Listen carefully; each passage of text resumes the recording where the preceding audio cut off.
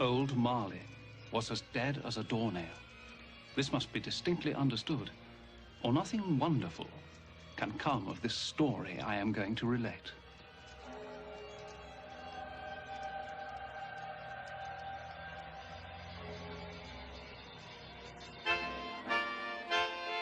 On Christmas night all Christians sing to hear the news the angels bring. On Christmas night all Christians sing to hear the news the angels bring.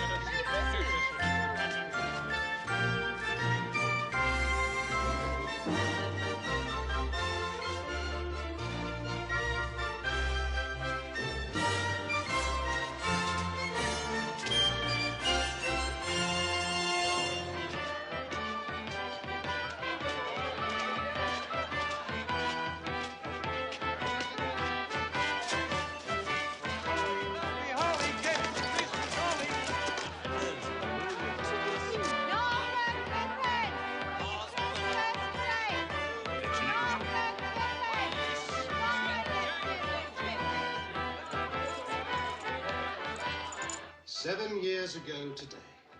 What's that you say? Mr. Marley died. 7 years ago this very day.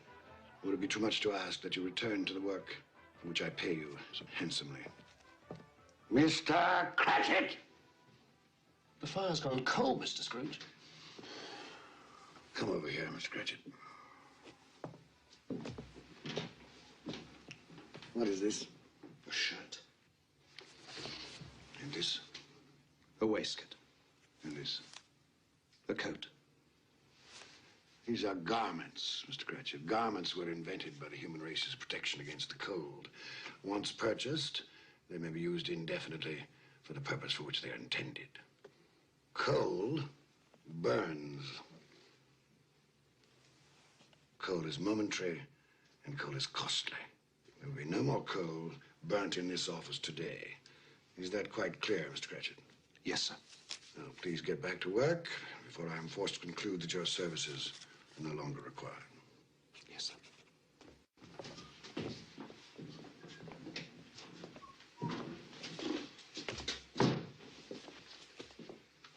Merry Christmas, Bob Cratchit. And the same to you, Mr. Fred. Merry Christmas, Uncle. I said, Merry Christmas, Uncle. Humbug. Christmas a humbug, Uncle. Surely you don't mean that. I do. What's Christmas but a time for buying things for which you have no need, no money? Time for finding yourself a year older, not an hour richer. If I could work my will, every idiot who goes about with Merry Christmas on his lips should be boiled in his own pudding and buried with a stake of holly through his heart. Come now, Uncle. Neville, you keep Christmas in your way and let me keep it in mine. Keep it, but you don't keep it. Let me leave it alone, then. Much good it may do you, much good it has done you. There are a great many things from which I might have derived good, from which I have not profited, I dare say. Christmas among the rest. But I've always thought of Christmas time when it comes round as a good time, a kindly, forgiving, charitable time. A time when men and women seem by one consent to open their shut-up hearts freely to their fellow creatures. And so Uncle Bert has never put a scrap of gold or silver into my pocket. I do believe that it has done me good. And I say, God bless it.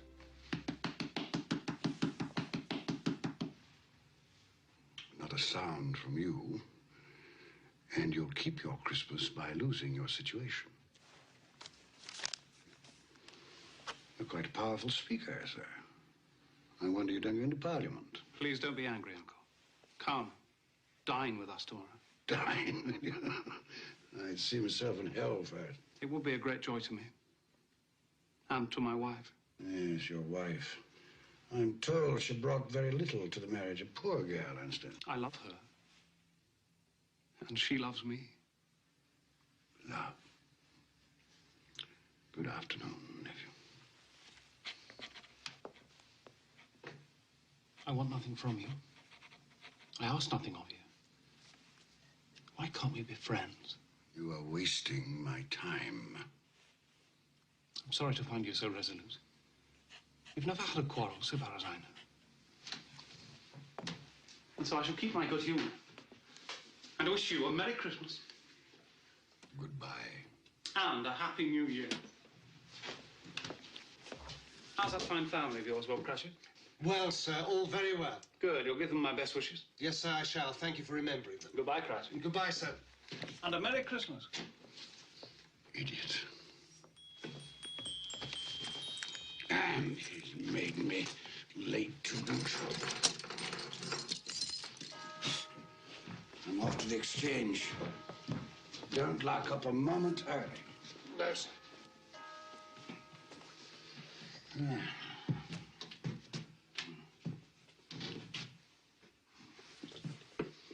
You'll want all day tomorrow, I suppose.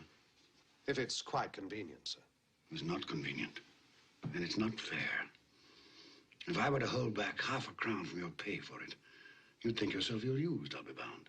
But you don't think me ill-used when I pay a day's wages for no work. Christmas comes but once a year, sir. Poor excuse for picking a man's pocket every 25th of December. And I suppose you must have it. Be here all the earlier the next morning, Cratchit. Yes, sir, I shall. I certainly shall. Make sure. Yes, sir. And a Merry Christmas to you, Mr. Scrooge. Humbug. Ah!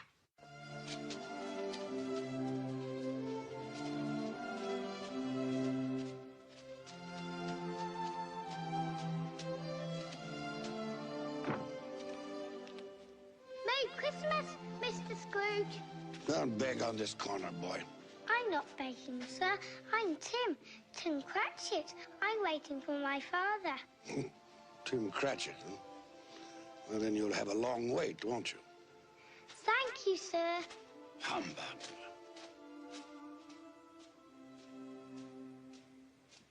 Our Saviour Christ and His Lady on Christmas Day, on Christmas Day. Our Saviour Christ and His Lady on Christmas Day in the morning. Clear the road. They with Out of the us way. Let me down the through. ships all three on Christmas Day, on Christmas Day. They with us down the ships all three on Christmas Day in the morning. His reason weak is anguish and sorrow all His pain. He went to church but once a year, and that was Christmas Day. So grant us all a change of heart, rejoice for Mary's son. Bring peace on earth to all mankind, God bless us everyone. Day 80 for January, day 80 for January. Any open market? Any open market? Buying here, buying. Ah, Ebenezer. We were afraid you weren't coming. It's almost closing, sir. Well, I'm here, aren't I? I said you'd be here. Didn't I say Ebenezer Scrooge would be here? I knew you'd change your mind. Right, I have changed my mind. Oh, good, then you'll take our bid. The price has gone up. Gone up? But that's not possible. If you want my corn, gentlemen, you must meet my quote. Plus 5% for the delay. It's outrageous, Scrooge. You'll be left with a warehouse stuffed with corn. Well, that's my affair, isn't it? But if we pay your price, our bread will be dearer. The poor will suffer. Buy the corn someplace else. Good day, sir. Scrooge, a moment. We'll take your corn at the price you quoted yesterday. Too late. If you wait until tomorrow, it'll cost you another 5%. Damn it, Scrooge, it's not fair. No, but it's business. I'll give you a moment to make up your minds.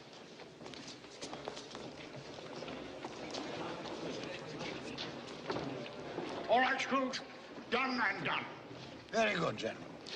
Now, make sure that a draft for the entire amount of this transaction is deposited with my clerk.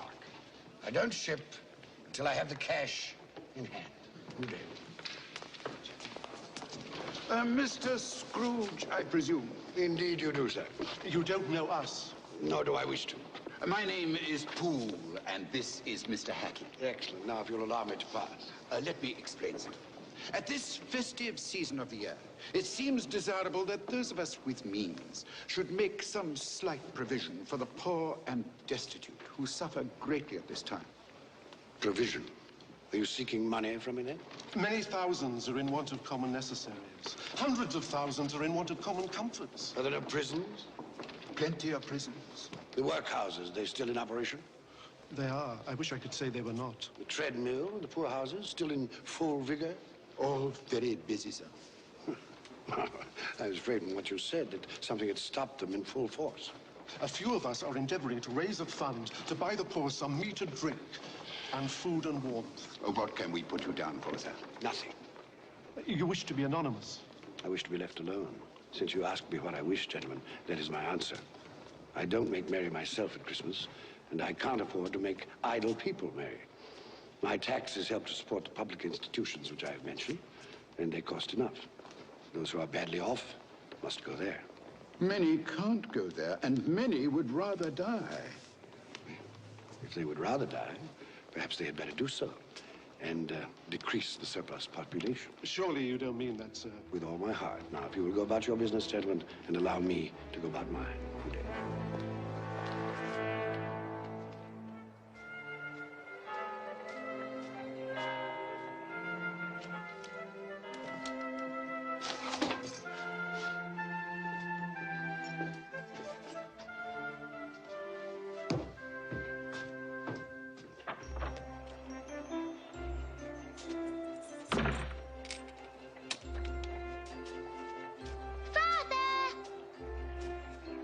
Tim, you must be frozen.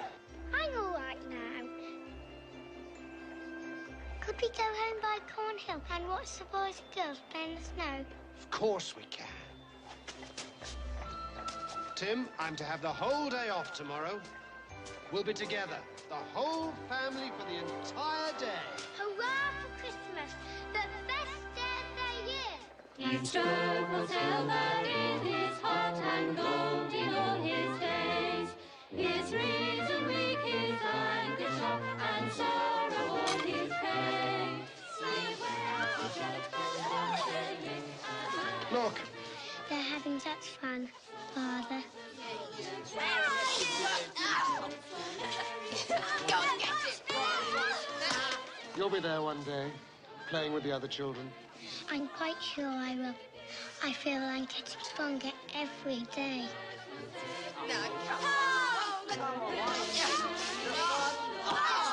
We must go home now. Your mother will be waiting for us. Yes, it's time to go home.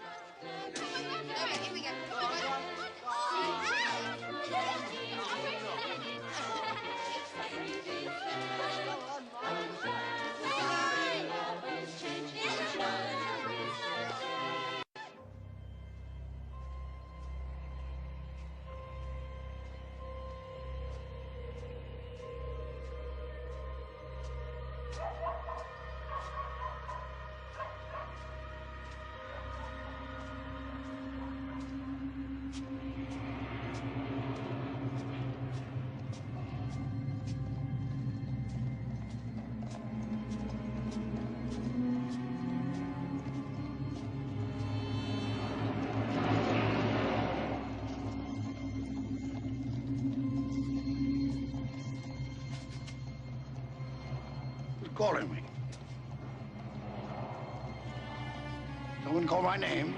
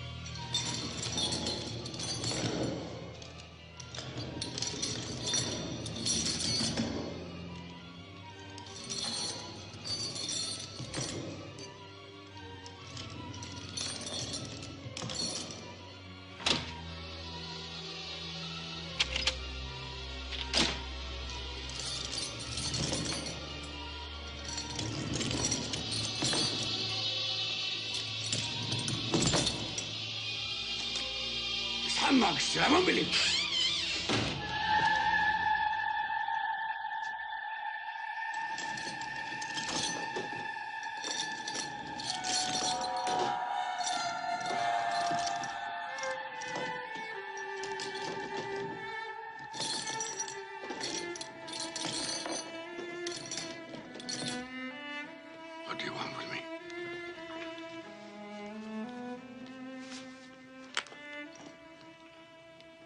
Much. Who are you? Ask me who I was. You're particular for a ghost. Who are you then? In life, I was your partner, Jacob Marley. Can you sit down? I can. We'll do it then.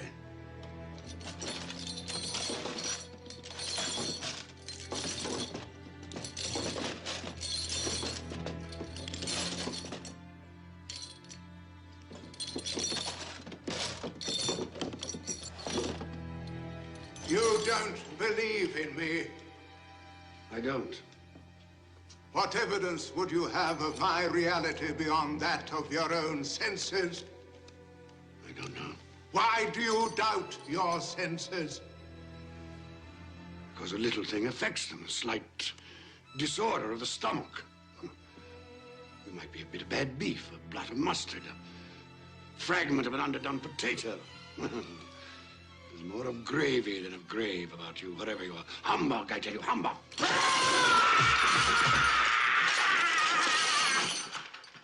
Mercy. Dreadful apparition. Why do you trouble me? Man of the worldly mind, do you believe in me or not? I must. But why do spirits walk the earth? Why do you come to me? It is required of every man that the spirit within him should walk abroad among his fellow men and travel far and wide. And if that spirit goes not forth in life, it is condemned to do so after death. It is doomed to wander through the world and witness what it cannot share, but might have shared, and turn to happiness. You're chained. Tell me why. I wear the chain I forged in life. I made it link by link and yard by yard. Is its pattern strange to you? Or would you know the weight and length of the strong coil you bear yourself? It was as full, as heavy, and as long as this 7 Christmas Eves ago, you have labored on it since. It is a ponderous chain. I see no chain. Mine were invisible until the day of my death, as yours shall be. Tell me more. Speak comfort to me. I have none to give. My spirit never walked beyond our counting house. In life, my spirit never roved beyond the narrow limits of our money-changing hole. No doubt of that. You always were a good man of business. Business? Mankind was my business. The common welfare was my business. Charity, mercy, forbearance, and benevolence were all my business. The dealings of my trade were but a drop of water in the comprehensive ocean of my business. I'm sorry for you, Jacob. Is there anything I can do for you? For me? Nay, it is too late. But I have come for your sake, Ebenezer. Have you? Well, you always were a good friend. As part of my penance, I have been sent to warn you. And so you have? And to offer you a hope and chance of escaping my fate. You will be haunted by 3 spirits. 3 spirits? Is that the chance and hope you mentioned? It is. Well, in that case, I think I'd rather not. Expect the first tonight, when the bell tolls 1. Couldn't they all come at the same time, Jacob, and have it over? Expect the second on the stroke of 2. The third, more mercurial, shall appear in his own good time.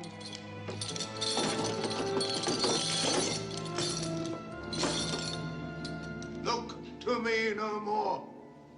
Look, that you may remember what has passed between us.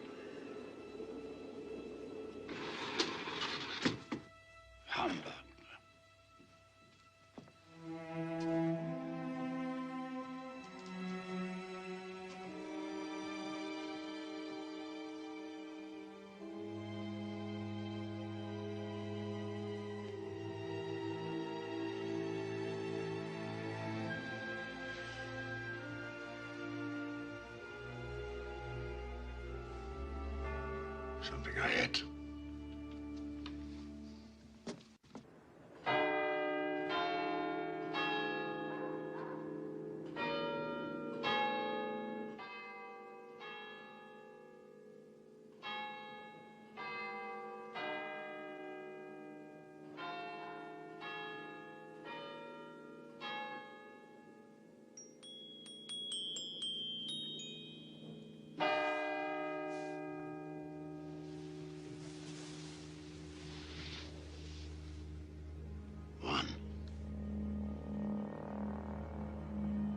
What was it Marley said?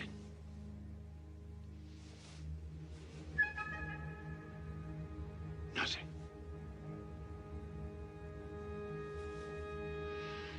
Just a dream, then.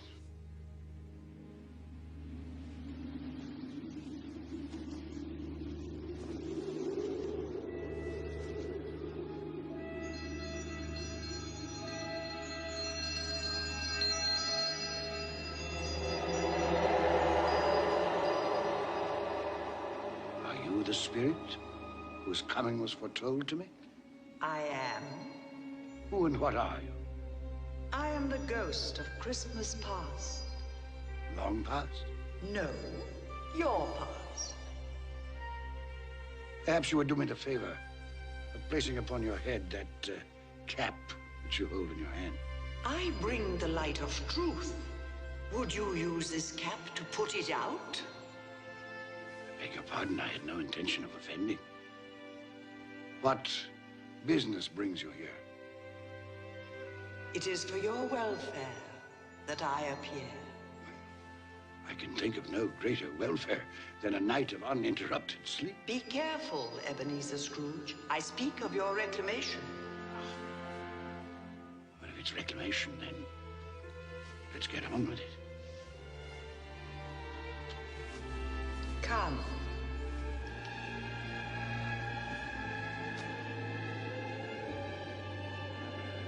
We shall be invisible and silent as the grave. You will now see a child, a youth. You will see yourself, Ebenezer. The air is so clean. How different from the city. Do you know where you are?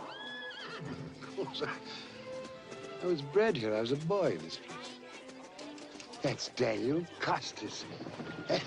Robert Estes. Hello, Daniel.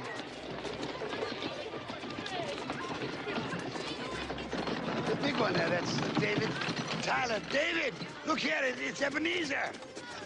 I told you, Ebenezer. They can't hear you. How happy they all seem. That's right, they do. Yes, well, it's time to move on. Come along, Ebenezer. You know the way. I could walk it blindfolded. Your school. I remember. And it's Christmas Day. There's a boy in there, neglected. The boy is deserted by his friends and his family. His mother is dead. His father holds him a grudge. Why does his father hold him a grudge? She died in childbirth. his birth. Weep for the boy, if the tears will come. He has his friends, even on this day. From his beloved books. There's Ali Baba, dear old honest Ali Baba. And the Sultan's groom, turned upside down with a genie. But not a real child to talk to. Not a living person. Robinson Crusoe, not real. And Friday, and the parrot with green body and yellow tail, not real. He made do, this boy. Let us see another Christmas Day. When you were a youth. Fan. Fan! Dear, dear brother. Come to bring you home, dear brother. To bring you home. Home.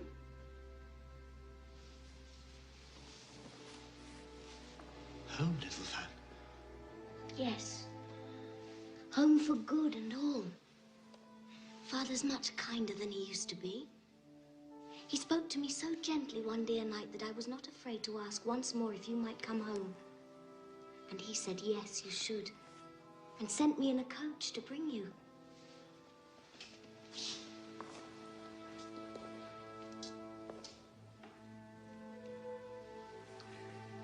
You're quite a woman, little Fan. And you are to be a man now. And never come back here. Come along, we mustn't keep Father waiting.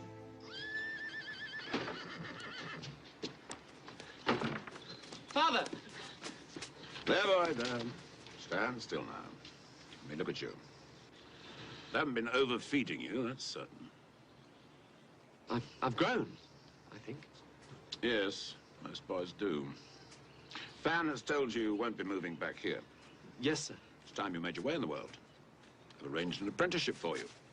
You'll move into Mr. Fezziwig's establishment in 3 days' time. 3 days, Father. I'd hoped we'd have my brother home for longer. Longer? 3 days is quite long enough for both of us. Don't you think, Ebenezer? Yes, sir. Quite long enough. You finished back there? All safe and secure, sir. The carriage, Fan. Into the carriage, boy.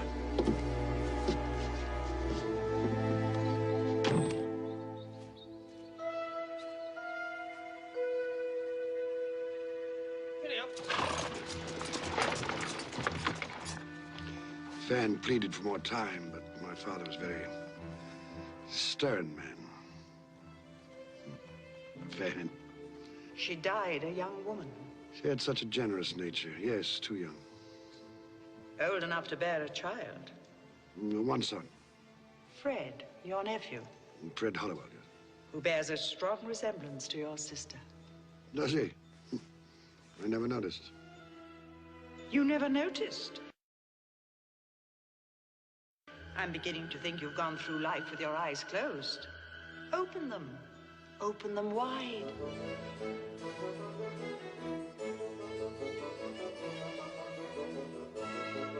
You know this man? It's old Fezziwig. Hmm? Oh, yes, my dear. Would you ask Mr. Pudding to refer that matter to Mr. Scrooge? Eh? Thank you, my dear. And you know this place?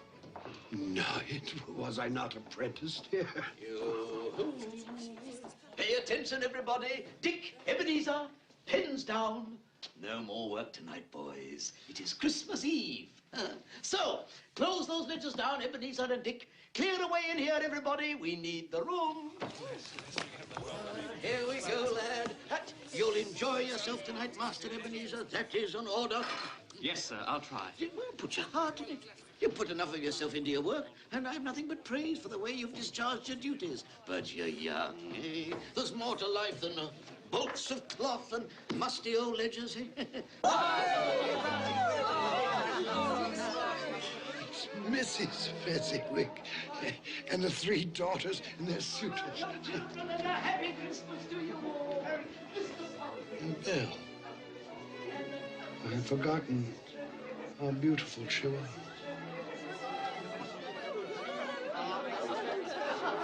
Hello, Belle. Hello.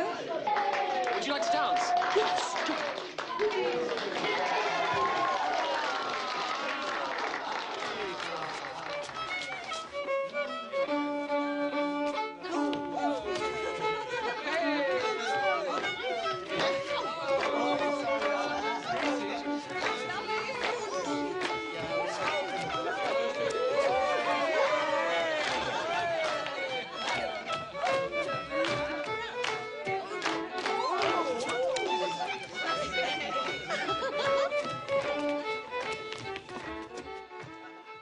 How long since you danced, Ebenezer?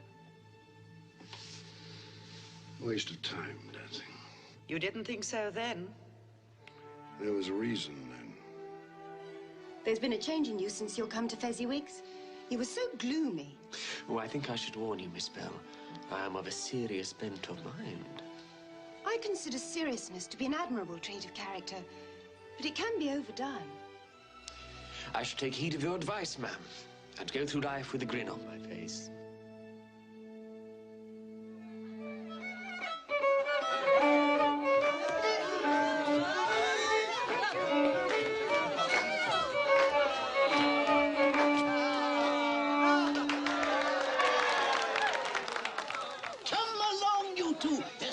Sir Roger de Coverley. Time enough to sample the punch when you're old and fat like me, eh? Oh, I'd best partner my wife before that young scamp goes dancing off with her. Oh, what a difference it makes, Ebenezer, to travel the rough road of life with the right female to help bear the burden, eh? What a lucky man I am! Shall we join the others, Ebenezer? My pleasure, Miss Bell.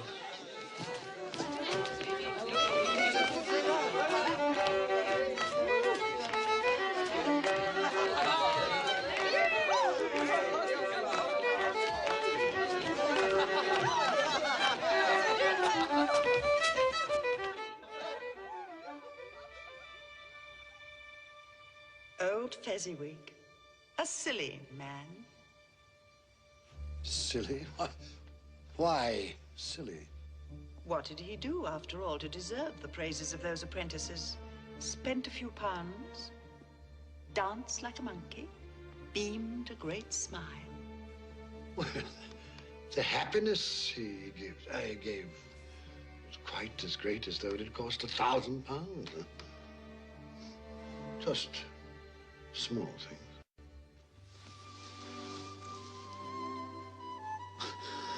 Belle? Are you in love, Ebenezer? The thought had occurred to me. She's too good for you. One day, when I've made my fortune, then I'll deserve her. It was a night never to be forgotten. Never. But you did forget, often. No? Look, another Christmas Eve, delayed by the pressure of business. Do you remember? No.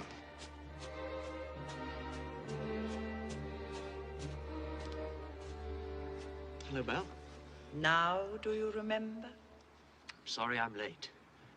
I thought you might not come. I know how busy you are. Well, the time of year and the nature of my business, it's important now that I use my time and opportunities wisely. Another idol has displaced me. What idol has displaced you? A golden one. All your hopes have merged into a master passion. Profit. The thought of money engrosses you. Perhaps I've become wiser. But I've not changed towards you. Our contract is an old one.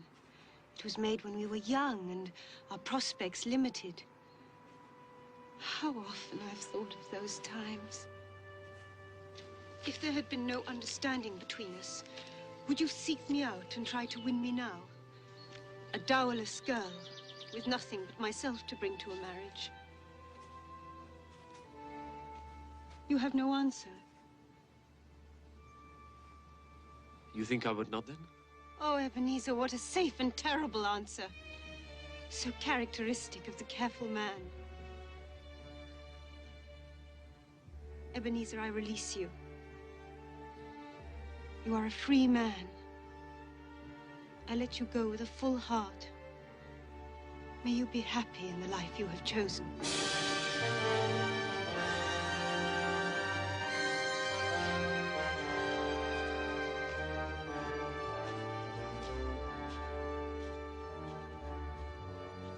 I almost went after her. Almost carries no weight, especially in matters of the heart. And you did have a heart, didn't you, Ebenezer? Why didn't you follow her? Upon his death, my father left me a small inheritance. Belle wished to be married, insisting that we could get along on very little. But I wanted something more for both of us.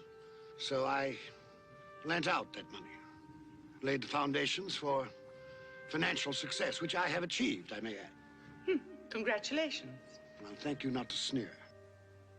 Spirit, show me no more. Conduct me home. You have explained what you gained. Now I will show you what you have lost. Belle. Yes, Belle. And those are her children. Oh, darling, he's wonderful, isn't he? Lord, what a brood.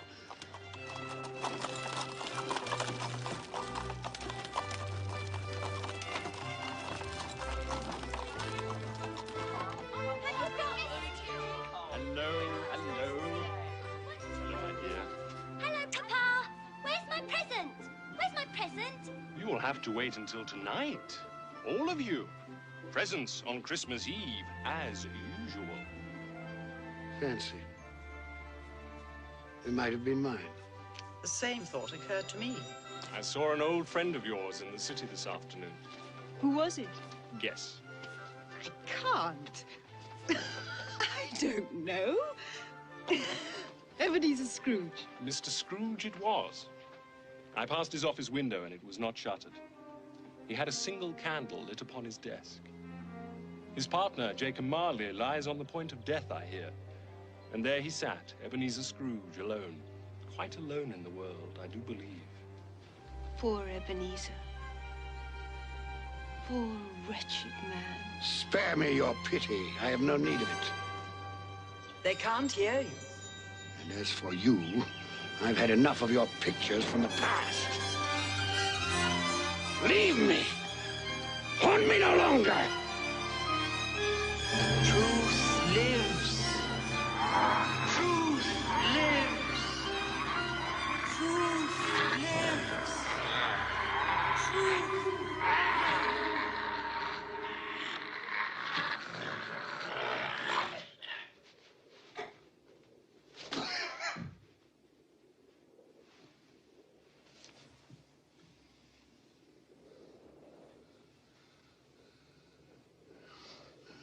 A nightmare.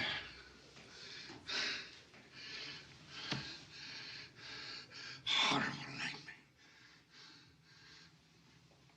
Oh. God. Let me sleep. Let me sleep in peace. Peace.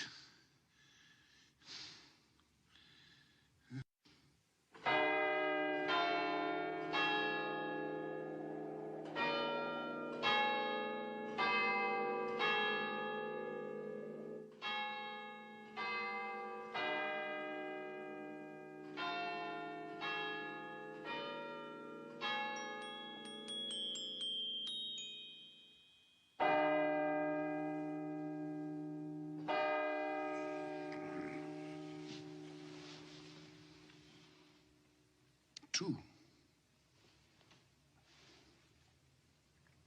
Well, Jacob Marley, where is this spirit of which you spoke so glibly?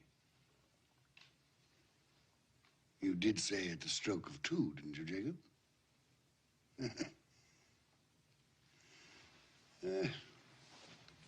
forsaken in death, as you were in life, old partner.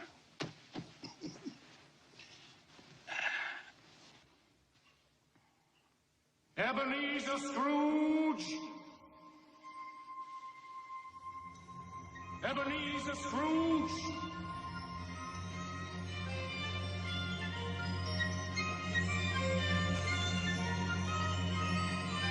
Come in! I intend to.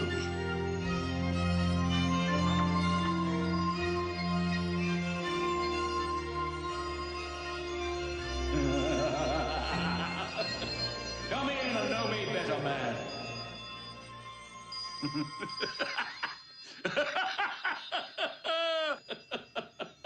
You've never seen the likes of me before, eh? It's quite true, I have not. You never walked forth with any of the younger members of my family? No, not that I remember. Nor any of my elder brothers born these later years? I'm afraid not, no. Do you have many brothers, Spirit? Over 1,800! Tremendous family to provide for. Take hold of my robe, Ebenezer Scrooge.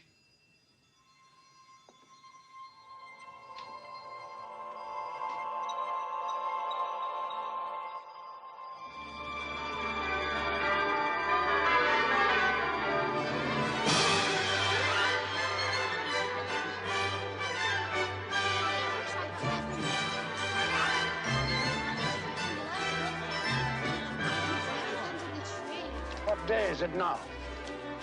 Don't you know? Christmas morning.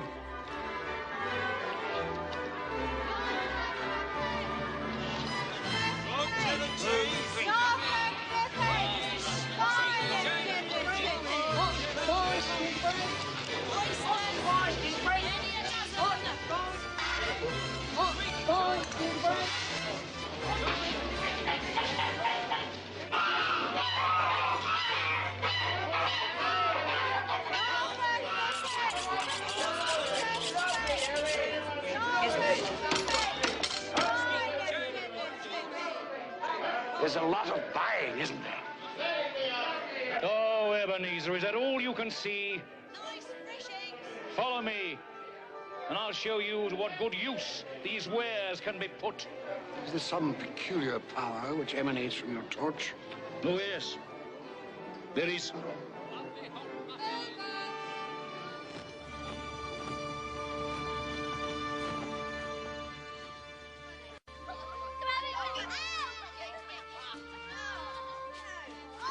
Do you know this house? I can't say I do. It is the house of Bob Cratchit. Is he? Well, he does very well on 15 bob a week. Shall we go in? I wouldn't want to disturb. As with Christmas past, we shall be invisible and unheard. I wonder what's keeping your father. He's probably stopped to talk to the parson. Father always likes to compliment him on his sermons. I do hope the pudding's a success this year.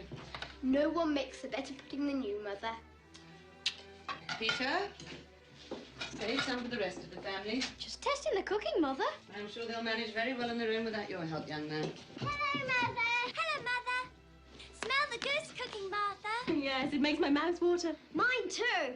I can't wait. Well, you'll just have to. Now run along with Martha and help her butter the bread thinly. Here they are. Merry Christmas, everyone! You're late, Bob Cratchit. Oh, and you're quite like an icicle, Tim. You've been dawdling. Father had a long talk with the minister. Thought as much. Come, Tim, listen to the pudding hissing on the fire. It's like a giant snake inside the copper. Go along with your brother and sister, Tim. I'll begin the wine. Off you go, then. Come on. How did you behave in church? As good as gold. Better. Mother's very worried if it'll turn out all right. Look how they support him. What did you say? Nothing. It's, nothing. Somehow he gets thoughtful sitting by himself so much. He thinks the strangest things. He told me coming home that he hoped that the people in church saw him because he was a cripple, and that it might be pleasant for them to remember on Christmas Day who it was that made lame beggars walk and blind men see. It seems to me that Tim is getting stronger every day, that his limbs are growing, that he's in better spirits, it seems to me. Yes, Bob. I'm sure you're right. He is getting stronger. Well, we're all here. That's the important thing. Belinda, help me with the goose. Yes, Mother.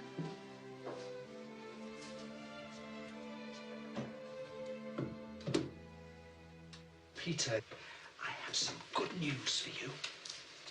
I met by chance this morning at church a fine gentleman, Fred Hollywell by name. He's a nephew of our own Mr. Scrooge, and he remembered that I have a son coming of working age, and he told me that he had a position open starting at 3 shillings and 6pence every week. 3 shillings and 6pence every week? So, if you are agreeable, you may start work on Monday next. Now I can begin to help you and Mother. More important, you shall be embarking on a fine career. To start a boy at 3 and 6pence a week. Hey, it's typical of my nephew. No wonder he's never been able to put by a penny. Perhaps he's put by more than money. Fred? He's doing this to spite me, you know? Employing the son of my employee at an exorbitant wage.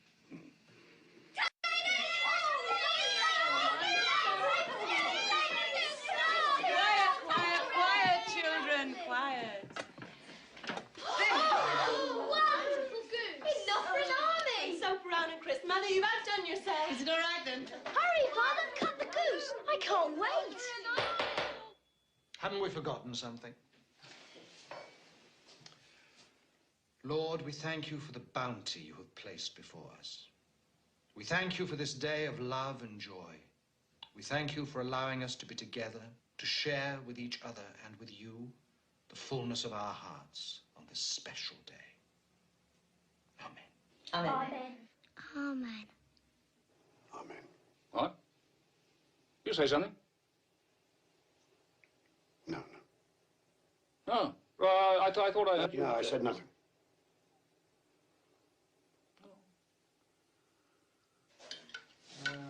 Peter. Alice. Linda. Potato, Alice? A very small goose. It's all Bob Cratchit can afford. Me. Are we all served? Yes. Yes, Then let's begin. And a Merry Christmas to us all. A Merry Christmas to us all. And God bless us, everyone.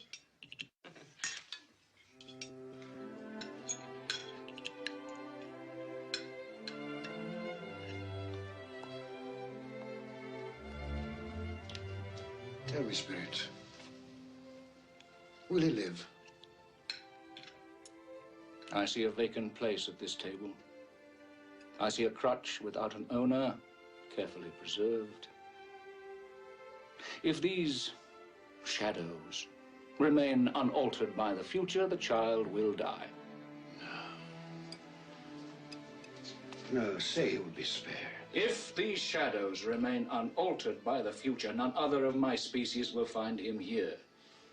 But if he is to die, then let him die, and decrease the surplus population. You use my own words against me. So perhaps in the future you will hold your tongue until you have discovered what the surplus population is and where it is. It may well be that in the sight of heaven you are more worthless and less fit to live than millions like this poor man's child.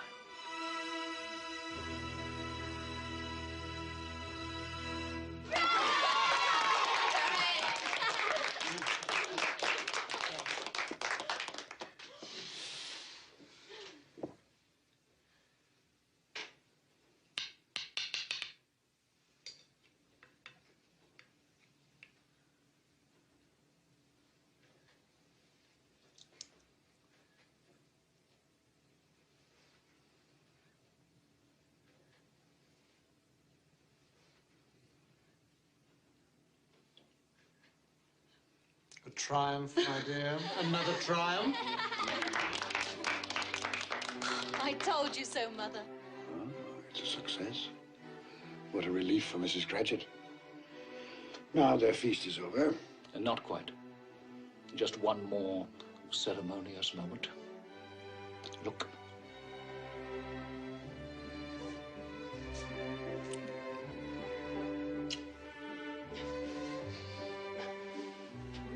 Now, I would like to propose a toast to Mr. Ebenezer Scrooge, the founder of our feast. Mr. Scrooge.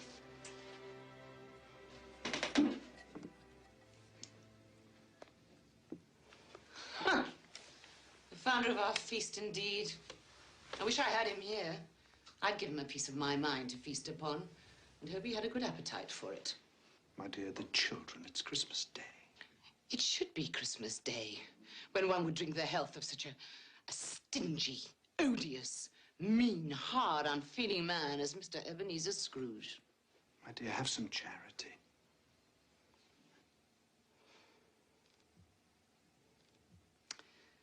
Oh, well. I'll drink his health, for your sake, and the day's sake, but not for his. Long life, Mr. Ebenezer Scrooge. A Merry Christmas and a Happy New Year. I've no doubt his Christmas will be very merry, and he'll be very happy. Mr. Scrooge. Mr. Scrooge. Mr. Scrooge. Mr. Scrooge. Mr. Scrooge. Mr. Scrooge.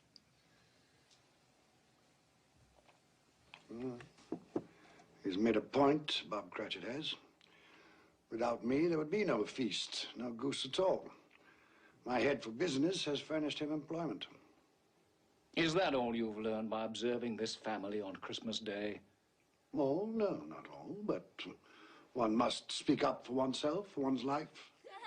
Oh, here it is. Here we come a-wassailing among the leaves so green. Here we come a-wandering so fair to be seen. Love and joy come to you, and a Merry Christmas too. And God bless you and send you a Happy New Year. We have some time left. Take my robe. Love and joy come to you, and a Merry Christmas too. And God bless you and send you a Happy New Year.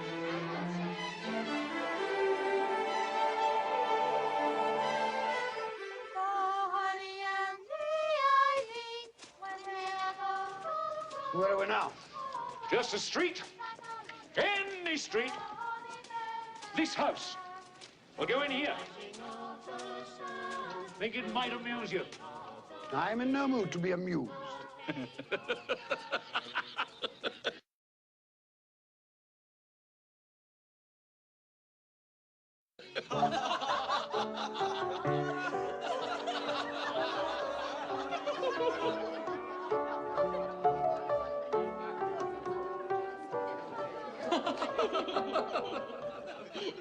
Dear husband, do you find my playing so amusing? Oh, I'm sorry, my love. I was thinking of his face yesterday. Humbug, he said. Humbug. He said that Christmas was a humbug. He believed it, too. I'd very much like to meet your uncle, sir. The droll way in which you portray him tickles my heart. He's a comical fellow. But not so pleasant as he might be. His offences carry their own punishment. Dear brother-in-law, it's said he's very rich. Yes, well, that is very true. But his wealth is of no use to him. He doesn't do any good with it. He doesn't even make himself comfortable with it. You must squander it. That's what you mean by comfortable. You mustn't argue with those we visit. It's useless and even tactless. Tact is a quality I despise. That I can see. I have no patience with him. Well, I have, and I feel sorry for him. Sorry for me. Who suffers from his ill whims? Himself, always. Here, he takes it in his heart to dislike us and not come and dine with us. And he loses a very good dinner indeed. The reason that I talk about my uncle so is that my mother, God rest her saintly soul, was very fond of him. She loved him. It's true. Fan loved me, and I her. Dear Fan. Only she were alive today. Fred looks very like her. Yes, I've been reminded of that just recently. I was only going to say that the consequences of his taking a dislike to us and not making merry with us is that he loses some pleasant moments which could do him no harm. And I mean to give him the same chance every year, whether he likes it or not. And every year he'll say, Christmas. Bah! Come, my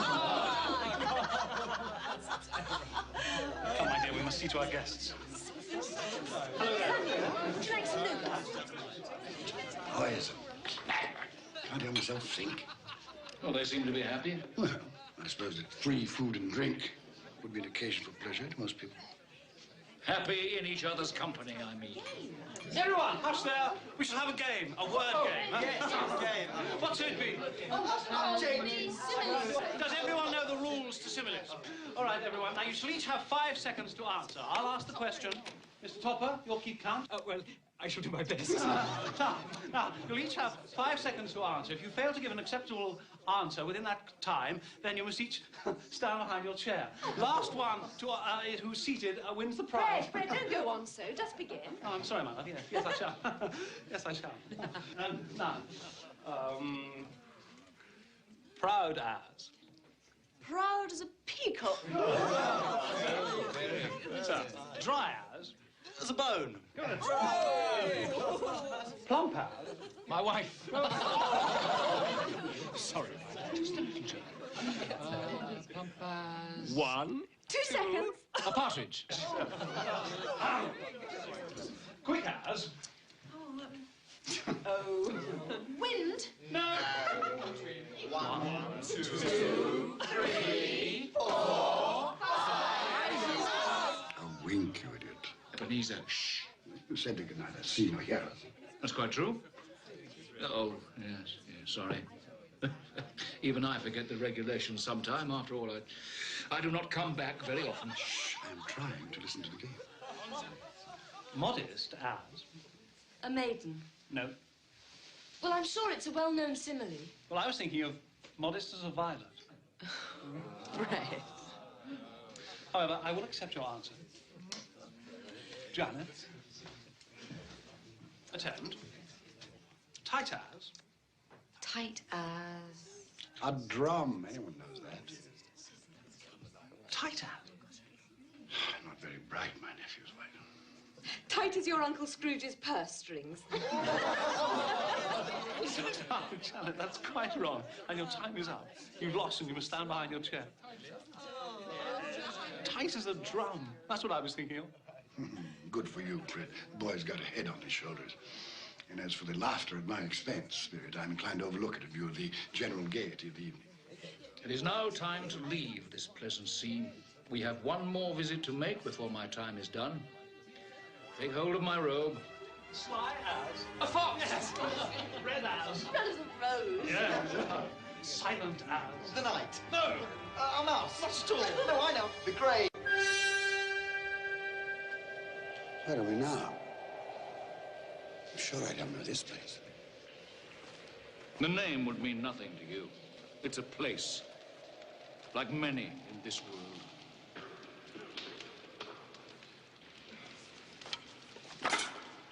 Do we have enough wood for the night? Ah, it'll last through. At least there's one thing still free in this country. Mary, Peter, they're cooked. They're too hot. Be cold soon enough. Where did you get these, Father? I didn't steal them, if that's what you're saying. She didn't say you stole them, Ben. She should have some respect. Don't berate the girl. They fell from a cart into the road. Your father's not a thief, girl. Not yet.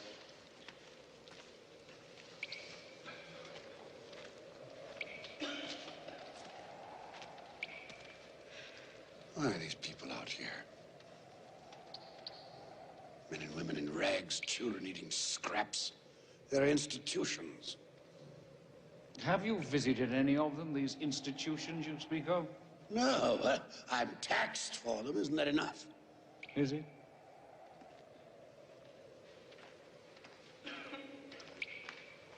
Ben, come back to the fire. Look at these hands, Meg.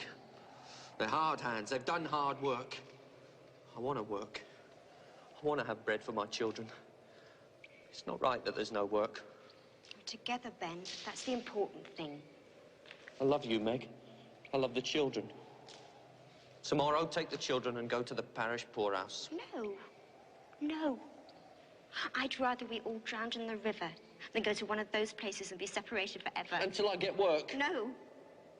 Ben, we're a family. We stay together. Come. Come back to the fire. Come.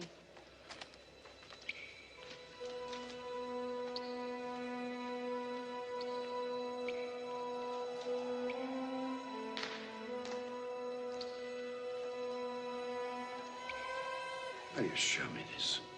What has it to do with me? Are they not of the human race? Look here, beneath my robe.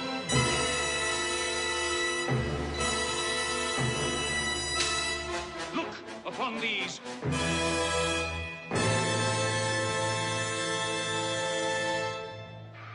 What are they?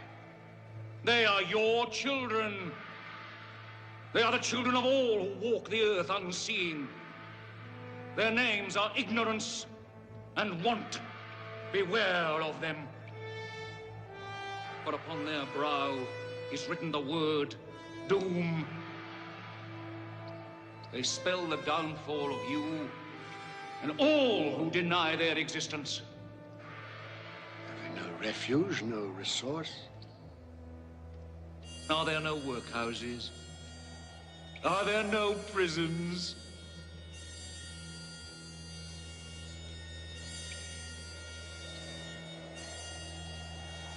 Cover them. I do not wish to see them. I thought as much. They are hidden. But they live. Oh, they live. Well, time has come for me to leave you, Ebenezer Scrooge. Leave? Leave me here? Oh, yes. Well, you cannot. Take me back to my bed. It's too late. It's cold. The place is strange. Don't leave me.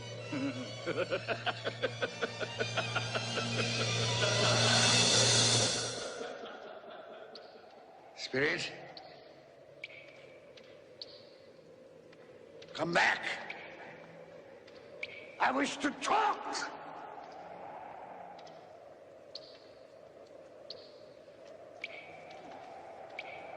Perhaps I have made a mistake here and there. Talked too quickly about matters to which I gave no great thought. Very well, we'll have a give and take. Come to some meeting of the minds. I'm a reasonable man. Spirit! Have pity on me. Don't leave me.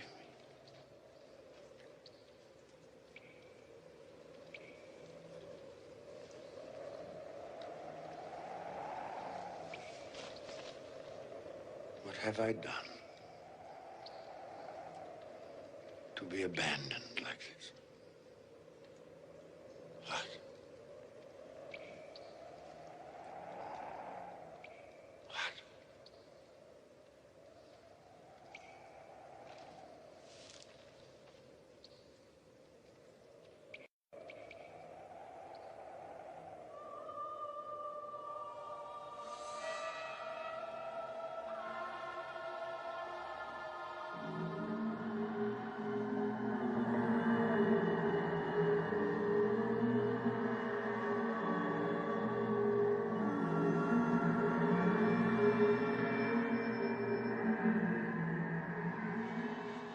Are you the spirit which Jacob Marley foretold would visit me?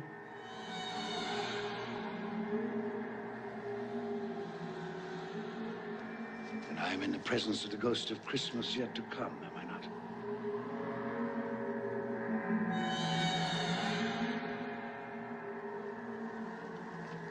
You're about to show me the shadows of the things that have not happened, but will happen in the time before us. Is that so?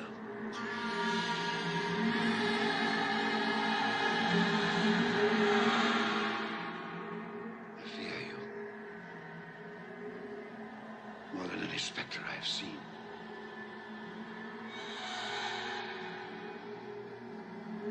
I am prepared to bear your company. Will you not speak to me? Very well. Lead on. Night is waning fast. Time is precious to me.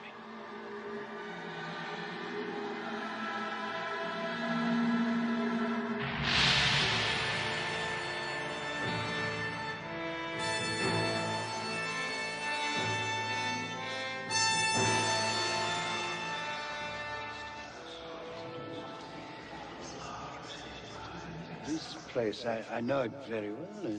The Exchange, it's like a second home to me.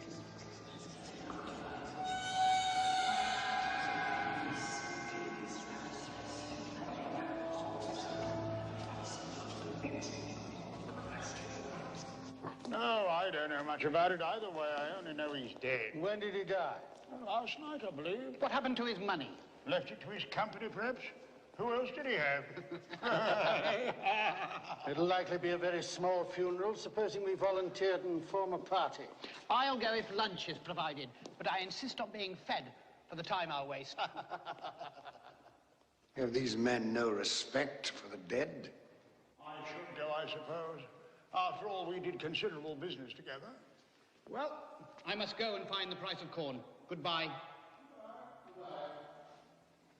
How was I privy to that conversation? What purpose could it have for me?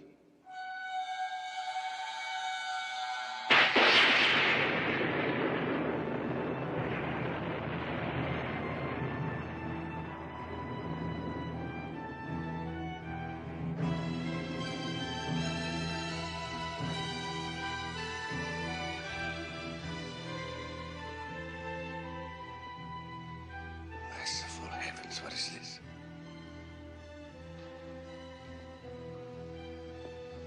Spirit, this is a fearful place. I wish to leave it.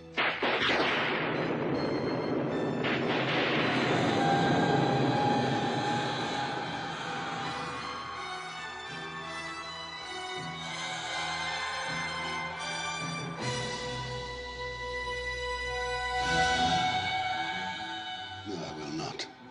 This you cannot make me do. I say I understand you. That is sufficient to the moment. Furthermore, there must be someone in this city who feels some emotion because of this man's death. I demand to see that person.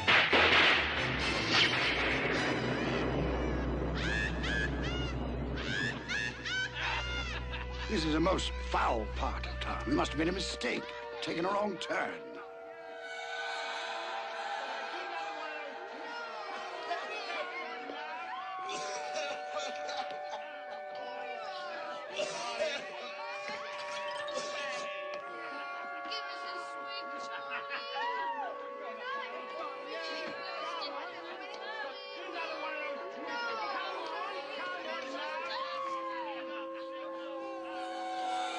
In there? I have no business to transact in there.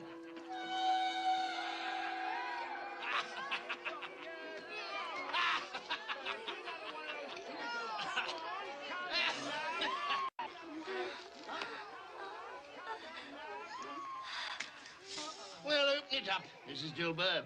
Am I to pay you for goods I haven't seen? You'll not ask me how I came by these. Every person has a right to take care of himself. That's my motto. Well, he always did. And who's the worse for the loss of a few things?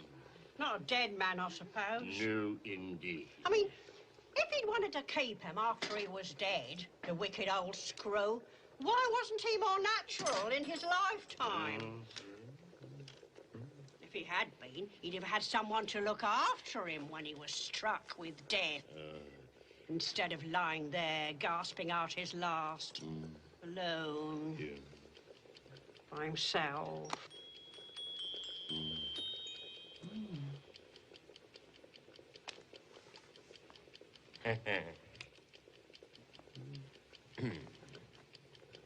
Those are my things. She's stolen my things. I'll have her before a magistrate. What do you call these? Bed curtains. You don't mean to say you took them down? Rings and all, with him lying there. Why not?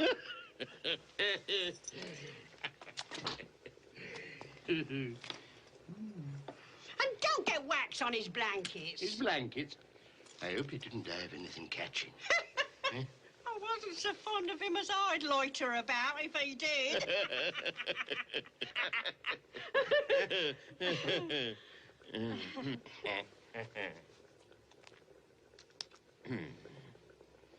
Well, what's your offer then? 4, 6, 5, 3, 6, 2, 4. Those are not my things.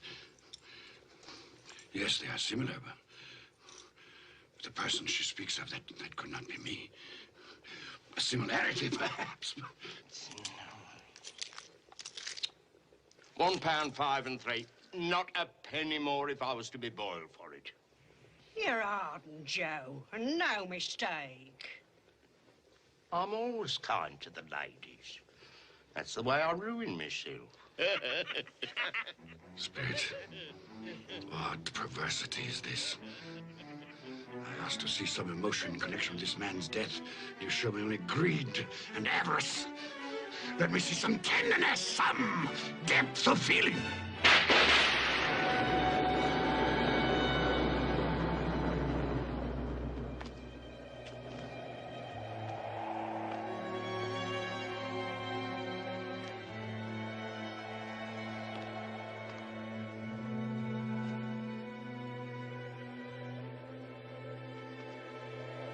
Must be some confusion. Your fellow spirit brought me here earlier. Very well. You're devilish hard to have a conversation with. Suffer the little children to come unto me, and forbid them not, for such is the kingdom of God. Verily I say unto you, whosoever shall not receive the kingdom of God as a little child, he shall not enter therein. This colour hurts my eyes.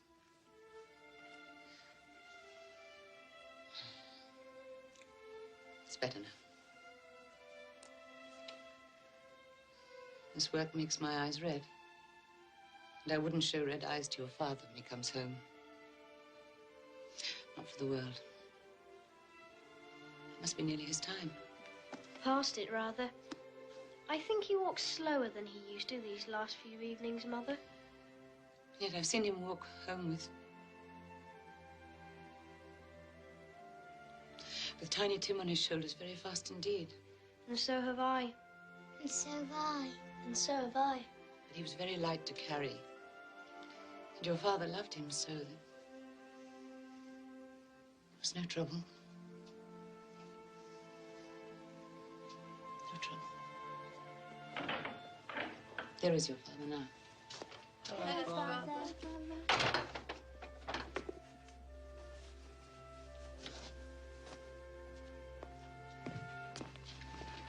Hello, my dear. Hello, my dear ones. Hello, Father. You're late. We were worried about you. I'm glad you're home, Father. I am too. You've become quite a little harmful.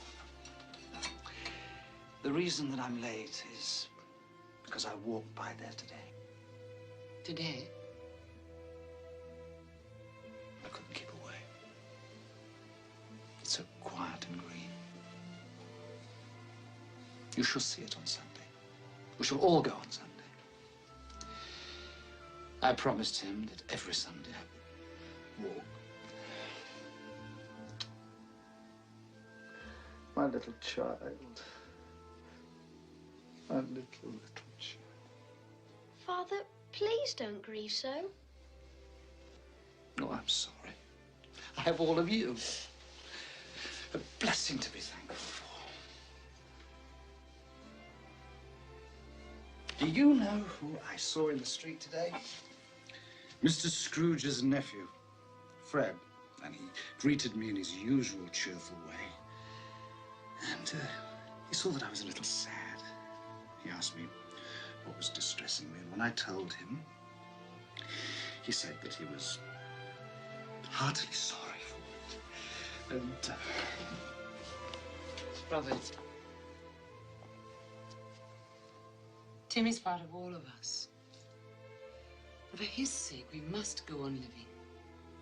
So long as we love one another, he will always be alive. Yes, of course, Mattie. But however and whenever we are parted from one another, I'm sure that none of us will ever forget poor Tiny Tim. Never.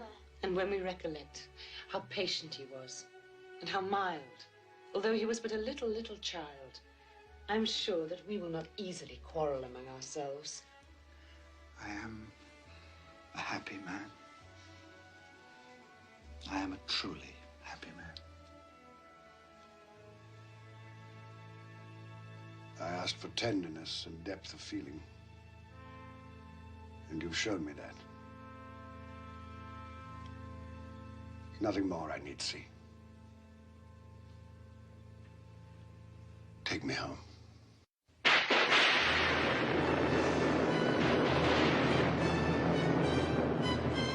What is this?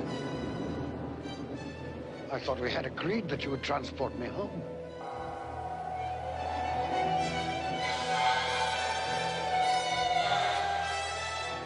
Inspector, something informs me that the moment of our parting is at hand. I know it, but I know not how. Tell me, what man was that whom we saw lying dead?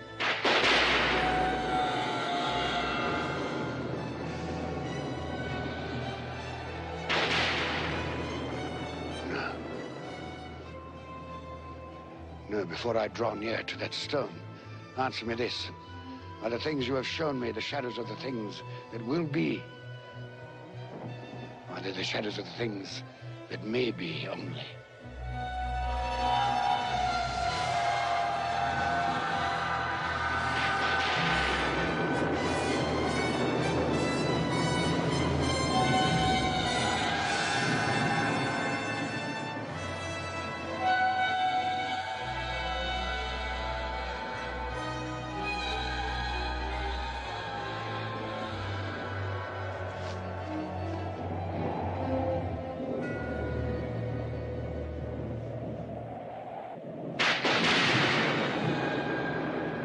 Men's courses will foreshadow certain ends. I accept it.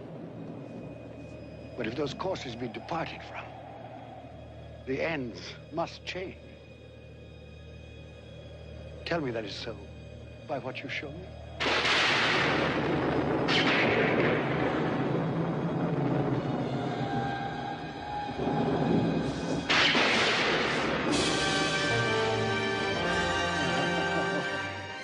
Hear me, I am not the man I was.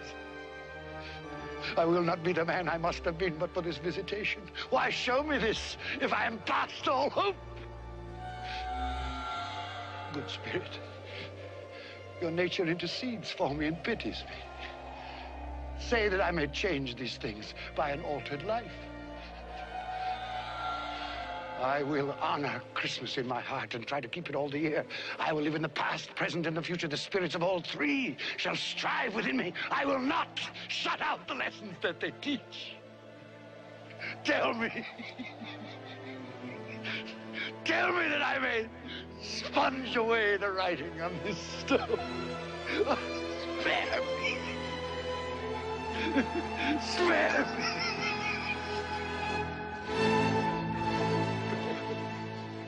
Spare me.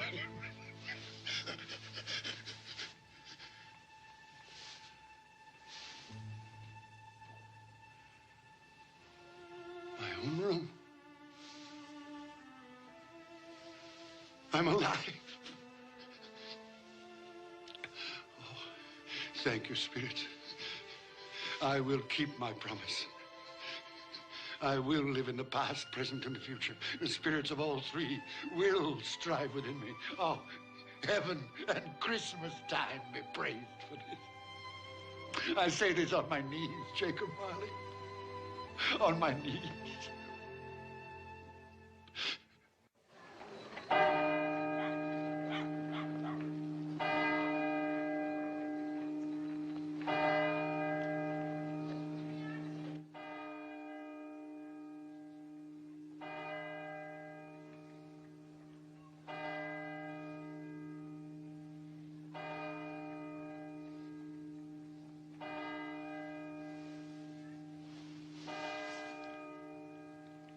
9 o'clock. And daylight. But what day? Hello, you there, boy. Me, sir? Yes, you, my good fellow. What day is today? Today? Why, it's Christmas Day, of course. Christmas Day. I haven't missed it. The spirits did it all in one night. Well, they can do anything they like. Of course they can. Hello, my fine fellow. Hello. Do you know the poulterers in the next street but one, on the corner? I should hope I did. Intelligent boy, remarkable boy. Do you know if they've sold the prize turkey that was hanging there? What? The one as big as me? Delightful boy. Pleasure talking to him. Yes, the one as big as you. It's hanging there now. Well, go and buy it. Yes, go and buy it and bring them round so that I may tell them where to deliver it. Come back with the man, I'll give you a shilling. Come back in less than 5 minutes, I'll give you half a crown.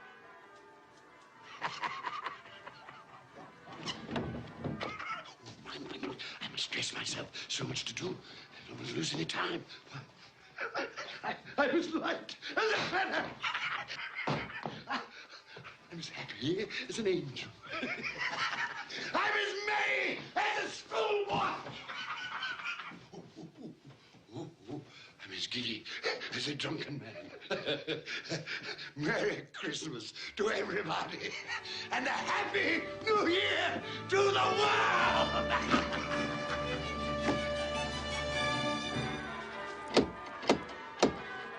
If this be a prank, boy, I'll box your ears. He was in that window. I swear it. Oh, there you are. This boy here says you wish to purchase this turkey here. Yes, quite right. Here's your half-crown for a service well rendered. Thank you, sir. Splendid boy. Now, here is an address and the price of the turkey. You'll take this fine bird to Bob Cratchit in Camden Town. The directions are all written down. You leave immediately this very moment. Yes, sir. You'll say only that it comes from a friend. And it must be there in time for Christmas dinner. It will be, sir. Good fellow. Here's a little something for your trouble. Oh, thank you, sir. Here. Not at all. Often. Thank you, sir. Merry Christmas. Wonderful day.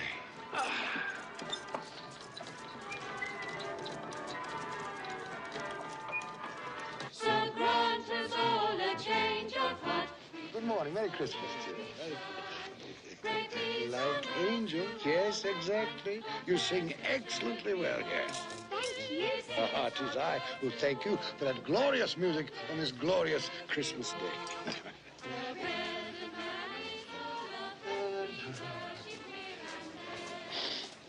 Good morning, gentlemen. Oh, gentlemen, good morning, gentlemen. Merry Christmas to you. Mr. Scrooge. Yeah, that is my name. I fear it is not pleasant to you. Allow me to beg your pardons, and please accept my pledge to the poor and needy for, Lord bless me. My dear Mr. Scrooge, are you quite serious? If you please, and not a farthing less. There are a great many back payments included in that, I assure you. What can I say to such generosity? Don't say anything. But dear sir. Will you come and see me? We will. Oh, we will indeed. I'm very much obliged. Thank you 50 times. Thank you, sir. Bless you. Thank you. The orphans who shows me the right. Yes? Bob Cratchit? Yes? This is for you. Well, there must be some mistake. You are Bob Cratchit? Yes. Well, there ain't no mistake. I didn't order this. This here prize turkey was bought and paid for by a gentleman to be delivered to Bob Cratchit and family in time for Christmas dinner. What gentleman? What's his name? Anonymous. He wishes to remain anonymous. Anonymous, you said? That's what he said, an anonymous gentleman. Well, who could have sent it? I have no idea. Perhaps it's a mistake. That's what I thought. It's got our name and address on it, though. What should we do then? I say we cook it and eat it and have the best Christmas feast we've ever had in our lives. And I say, Mrs. Cratchit, what a splendid idea. And God bless us all, everyone. And God bless us all, everyone.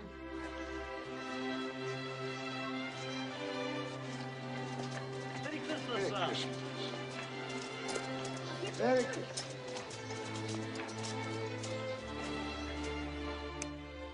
Oh, Fred. Oh, it's much too expensive. But do you like it? Oh, I love it. Oh, it's the most beautiful thing I've ever seen. Well then, it belongs upon your wrist, my darling. Merry Christmas. Oh, Fred, I do love you. Oh, and not just for this. I know. I know. Who can that be? Well, no one's expected this, have they? My God, it's Uncle Ebenezer. Your uncle? What in the world would he want? Open the door, Mary. I'm sure I don't know. Fred, Uncle Ebenezer. may I come in? Yes, come in. Please. Thank you. Do come in. Good afternoon, madam. Merry Christmas to you. Merry Christmas to you.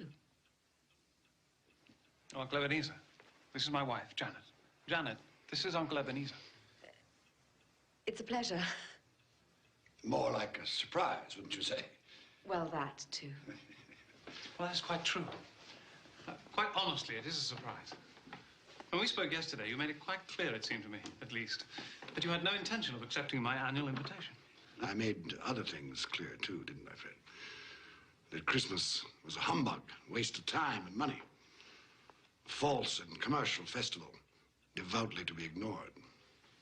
Yes, basically that was it. Well, I've come for 3 reasons. First, to beg your pardon for the things I said about Christmas. That was a humbug, Fred. Was it? I didn't know it then, but I know it now. Secondly, I've come to meet your wife. Well, here she is. Yes. And a very beautiful woman she is, too. Thank you. I was in love once. Would you believe that? Yes. That I possessed neither the courage nor the optimism, perhaps the depth of feeling that you two have. Thirdly, if the invitation to dine with you today is still in force, I accept. Of course it's still in force. Hurrah! I was sure that one day... You were sure, were you? Well, apparently you were right. Yes, I should like to dine with you and your friends. You'll be more than welcome. You like games, don't you? Yes. Yes, as a matter of fact, I do. Uh-huh. Do you ever play similes? It's one of our favorites. Perhaps we could play today. Quite possibly. I'm very good at it.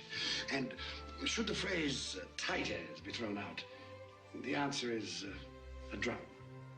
Why, yes, so it is. Good.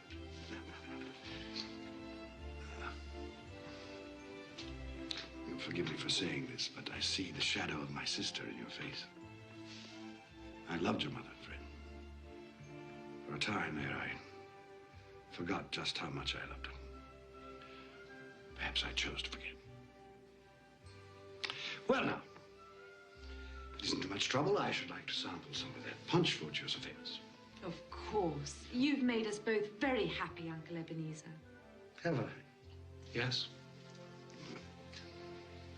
God forgive me for the time I've wasted.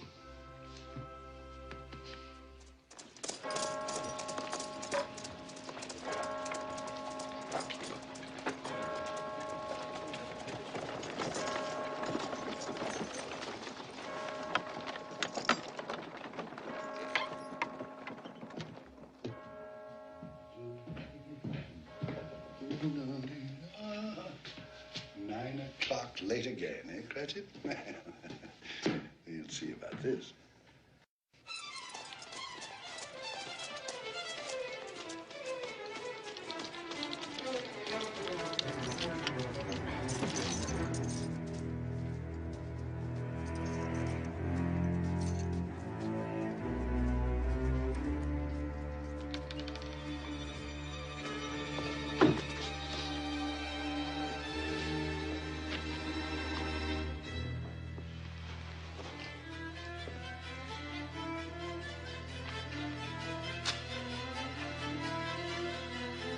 Mr. Cratchit!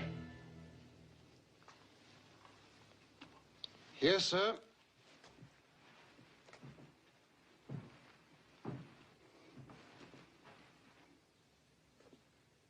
Do you know what time it is? Yes, sir. What time is it? 18 minutes past the hour, sir. 18 and a half minutes past the hour. What do you mean, coming here this time of day? I'm sorry, sir. I am behind my time. Yes, I think you are. Step this way, sir, if you will, please. It's only once a year, sir. It shall not be repeated. I was making rather merry yesterday. Well, I'll tell you, my friend, I'm not going to stand for this any longer. Therefore, I am going to double your salary. Double my salary, sir? Yes, Bob.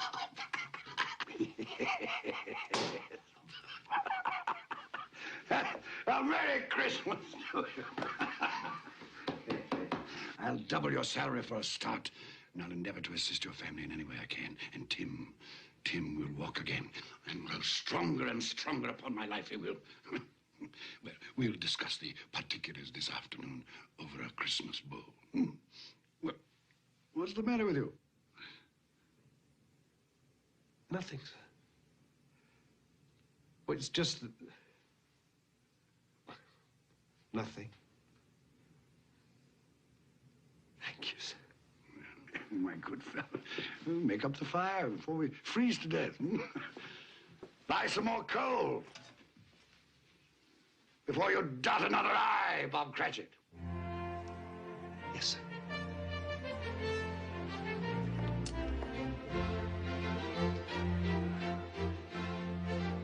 Ebenezer Scrooge was better than his word. He became as good a friend, as good a master, as good a man as the old city knew. And to Tiny Tim, who did not die, he was a second father. It was said of Ebenezer Scrooge that he knew how to keep Christmas well, if any man alive possessed the knowledge. May that be truly said of us, and all of us. And so, as Tiny Tim observed, God bless us, every one.